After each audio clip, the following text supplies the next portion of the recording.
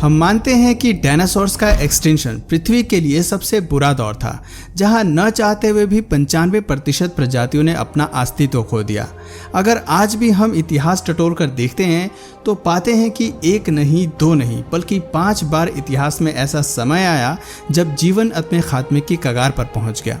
इस विनाश में भले ही हमने भी अपने साथियों को खोया, लेकिन सवाल आता है कि क्या आज हम इन एक्सटिंक्शन से उभर पाए हैं?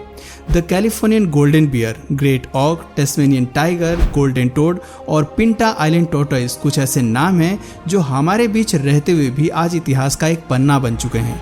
इन जीवों की विलुप्ति हमें सोचने पर मजबूर कर देती है कि कहीं हम एक्सटिंक्शन की छठी विनाशकारी घटना की तरफ तो नहीं बढ़ रहे। आज की वीडियो में हम धरती पर मौजूद बाकी जानवरों के आने वाले भविष्य पर बात करेंगे और जानेंगे कि क्या सच में हम विलुप्ति की एक बहुत बड़ी घटना की तरफ जा रहे हैं। एक्सटिंक्शन एक ऐसा शब्द है जिसे इजाद तो इंसान ने किया है, लेकिन ये प्राचीन काल से ही एग्जिस्टेंस में रहा है। फ्रांस की प्राचीन गुफाओं की दीवारों में हमारे पूर्वजों द्वारा उकेरे गए चित्र इस बात का जीता जागता सबूत है। ये पुराने चित्र हमें ऐसे क्रीचर्स की शारीरिक बनावट के बारे में बताते हैं जो आज धरती पर जिंदा नहीं है, लेकिन इस बात की पूरी संभावना है कि कभी न कभी वो एनिमल किंगडम का हिस्सा रहे होंगे। वूली राइनोसोरस से लेकर मेगालोसोरस एल्क तक हमें कई ऐसे चित्र मिलते हैं जो बताते हैं कि हमारा एनिमल किंगडम अनगिनत स्पीशीज का घर था और एक झटके में इन जीवों ने अपना घर खो दिया और हमेशा के लिए ये धरती से चले गए।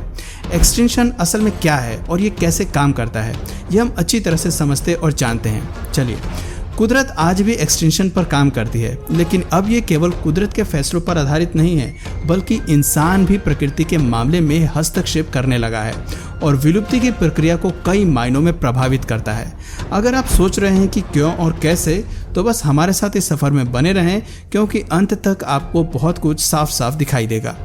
दोस्तों, जब कभी भी विलुप्ति की बात होती है तो इंसान इसे एक नए कॉन्सेप्ट के रूप में देखता है। न्यूट्रलिस्ट जॉर्ज क्यूवियर, जो अपनी सदी के महान वैज्ञानिकों में से एक रहे, उन्होंने 1790 में कई फॉसिल्स और खुदाई में मिले साक्ष्यों को अध्ययन करने के बाद लॉस्ट स्पीसीज के ऊपर बात कही थी। वो अपने समय के पहले वैज्ञानिक थे जिन्होंने कहा था कि पुराने समय में वैरायटी ऑफ स्पीशीज हमारे इस घर का हिस्सा थे, जो धीरे धीरे कहीं गुम हो गए। आगे चलकर इस बात का समर्थन करते हुए चार्ल्स डार्विन ने भी ये बात दुनिया के सामने रखी कि जियोलॉजी, एवोल्यूशन और एक्सटिंक्शन पृथ्वी की प्रक्रिया का हिस्सा है और ये धीरे धीरे काम करती है। डार्विन का मानना था कि एग्जिस्टेंस और एवोल्यूशन की प्रक्रिया प्राचीन समय से ही एग्जिस्टेंस में रही और आज भी काम कर रही है। फर्क सिर्फ इतना है कि धीमी रफ्तार के चलते इंसान इसे नोटिस नहीं कर पाते हैं। हालांकि कुछ वैज्ञानिकों के लिए ये विचार सच था, लेकिन विज्ञान जगत एक्सटिंक्शन और एवोल्यूशन की थ्योरी पर विश्वास नहीं करता था। उन्हें इस थ्योरी की सच्चाई का तब पता लगा जब उन्हें एस्ट्रॉयड के पृथ्वी से टकराने के सबूत मिले। इन सबूतों ने ही विज्ञान जगत को बताया कि एस्ट्रॉयड टकराव ने पृथ्वी पर जो विनाशकारी तबाही मचाई, उससे 95% पेड़ पौधे और जानवर हमेशा के लिए खत्म हो गए। कुछ लोगों को ये थ्योरी किसी फिक्शन किताब का मजाक लगी, लेकिन सच्चाई तब बाहर आई जब 1991 में चिक्सुक्लब क्रेटर की खोज हुई। इस क्रेटर से वैज्ञानिकों को समझ आया कि आज धरती पर जो भी जिंदा है, उन्हें इतिहास में खुद को भारी तबाही से बचाने के लिए एक बड़ी लड़ाई लड़नी पड़ी है। और ये लड़ाई एक बार नहीं बल्कि 5 बार लड़नी पड़ी है। 5 बार हम इसलिए कह रहे हैं क्योंकि हमारी एवोल्यूशन वाली वीडियोस में हमने आपको बताया था कि किस तरह से समय समय पर धरती पर लाइफ खत्म होती रही है। कभी वोल्केनिक इरप्शन तो कभी एस्ट्रॉयड अटैक धरती पर लाइफ मिटाते रहे हैं। फॉसिल्स हमें बताते हैं कि यहाँ जितनी भी लाइफ इवॉल्व हुई, उसका 98% जीवन इन्हीं विनाशकारी घटनाओं में खत्म हो गया। केवल कुछ ही जीव अपने आप को वक्त के साथ ढालकर आगे बढ़ पाए, जिनमें से इंसान भी एक थे, या यूं कहें कि वो इंसान के ही पूर्वज थे जिनमें दिमाग का विकास बाकियों से ज्यादा हुआ और इसी बौद्धिक क्षमता के चलते ये धरती पर अपना साम्राज्य स्थापित कर पाए। ह्यूमन इंटेलिजेंस हमेशा से हमारा प्लस पॉइंट जरूर रहा, लेकिन यही प्लस पॉइंट बाकी जानवरों के लिए मुसीबत का कारण बन गया। इतिहास में भले ही विनाश का कारण प्रकृति या एस्ट्रॉयड रहे हों, लेकिन आने वाले 6 मास एक्सटिंक्शन का कारण हम हो सकते हैं।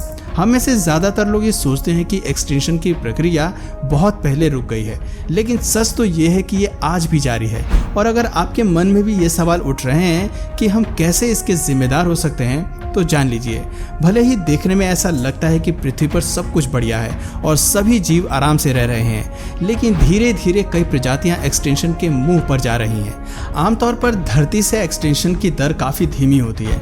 700 सालों में कोई एक प्रजाति विलुप्त होती है, या फिर 1000 सालों में कोई एक एम्फीबियन धरती से हमेशा के लिए गायब हो जाता है। लेकिन साइंस रिपोर्ट बताती है कि आज के दौर में एक्सटिंक्शन की दर 1000 गुना बढ़ गई है।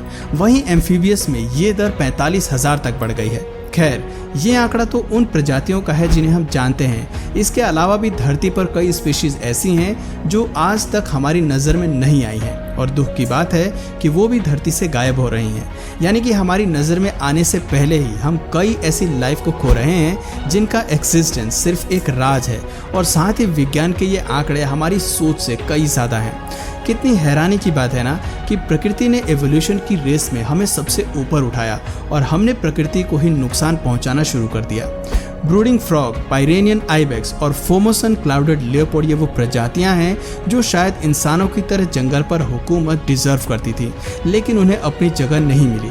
13,000 साल पहले जलवायु परिवर्तन के चलते धरती बिग फ्रीज की स्थिति से गुजरी तो कई वूली मैमथ और स्मिलिडोन जैसी कई प्रजातियां धरती से गायब हो गईं।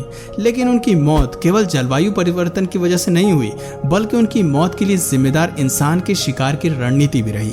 13,000 साल पहले जब हम हथियार बनाना सीखे तो उन हथियारों का इस्तेमाल हमने बड़े जानवरों का शिकार करने के लिए किया और कई प्रजातियों को मौत के मुंह में ढकेल दिया। शार्प हथियार बनाने के साथ साथ हमने जैसे जैसे खेती करना सीखा और आग के इस्तेमाल को समझ गए, वैसे ही हमने जानवरों से उनका घर भी छीन लिया। अब इंसान जंगल को साफ करके वहां खेती करने लग गया। अपने लिए अनाज उगाने के लिए उसने इकोसिस्टम से छेड़खानी की। फिर बारी आई इंडस्ट्रियल रेवोल्यूशन की, जब इंसानी प्रजाति अपने लिए रोटी, कपड़ा और मकान की जरूरतें पूरी करना सीख गया। उसने अपनी इच्छाओं को पूरा करने का रास्ता अपनाया। इस होड़ में हमने धरती पर कार्बन डाइऑक्साइड की मात्रा इतनी ज्यादा बढ़ा दी कि पृथ्वी के वातावरण ने गर्म होना शुरू कर दिया। इससे पता चलता है कि पृथ्वी की सबसे बड़ी दिक्कत आज इंसान बन चुके हैं। यहाँ तक कि इस प्रजाति यानी कि इंसान की संख्या 7 बिलियन से भी ज्यादा पहुंच चुकी है और अब यही संख्या पूरे ग्रह को बर्बादी की ओर ले जा रही है। हम काफी तेजी से लाखों सालों पुराने हैबिटेट को तबाह करने पर तुले हैं। साइंस की नई रिपोर्ट्स बताती हैं कि आज होने वाले एक्सटिंक्शन के पीछे का असली कारण बढ़ता कंजम्पशन है। संख्या बढ़ने के साथ साथ हमारा कंजम्पशन इतना ज्यादा बढ़ गया कि हमने हैबिटेट के साथ साथ क्लाइमेट को भी बुरी तरह नुकसान पहुंचाया है। वैज्ञानिक मानते हैं कि हमारी धरती पर ज्यादातर प्रजातियां काफी छोटी हैं और वो छिप कर रहने के लिए जंगल का इस्तेमाल करती हैं। ऐसे में जब हम जंगलों को काट कर साफ करते हैं तो उनके पास जाने के लिए कोई जगह ही नहीं बचती और उन्हें एक्सटिंक्शन फेस करना पड़ता है। कुछ यही हाल पानी में रहने वाले जीवों का भी है। 8 लाख सालों में मरीन लाइफ पूरी तरह से प्रभावित हुई है। पृथ्वी पर बढ़ता कार्बन डाइऑक्साइड पानी को धीरे धीरे एसिडिक बना रहा है, जिसके वजह से समुद्र में रहने वाले जीवों के पास भागने के लिए कोई दूसरी जगह नहीं है। रिपोर्ट्स बताती हैं कि 21वीं सदी के आखिर तक अगर समुद्र का pH 7.8 से ज़्यादा होगा तो हम अपने समुद्र के 1/3 जीवों को हमेशा के लिए खो देंगे। खैर, हमने तबाही के लिए केवल समुद्र और ज़मीन को ही नहीं चुना है, बल्कि आसमान को भी नहीं छोड़ा है।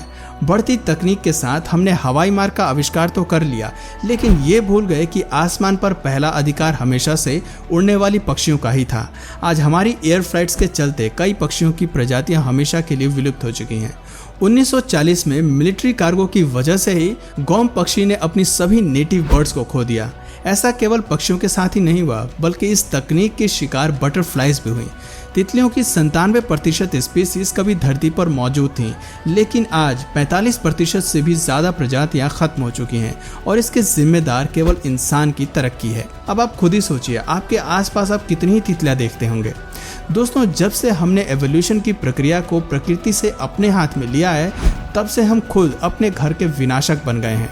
आखिर में इससे यही साबित होता है कि इस प्लेनेट पर आने वाला अगला बड़ा खतरा हम इंसान हैं और हमारे ही चलते ये धरती अपने 6th मास एक्सटिंक्शन की ओर बढ़ रही है। तो दोस्तों आपका इस एक्सटेंशन के बारे में क्या कहना है कमेंट करके ज़रूर बताइए। और अगर इस वीडियो से आपको कुछ नया जानने या सीखने को मिला या फिर इंटरेस्टिंग लगा तो प्लीज़ इस वीडियो को एक लाइक करके अपने फ्रेंड्स और फैमिली में से ज़रूर शेयर करें। और यदि आप इस चैनल पर नए हैं तो प्लीज़ इस चैनल को सब्सक्राइब करके बेल नोटिफिकेशन आइकन को ऑन कर लीजिए ताकि हमारे आने वाले वीडियोज़ आप मिस ना करें। मिलते हैं फिर किसी वीडियो में नए टॉपिक के साथ, तब तक के लिए नमस्कार।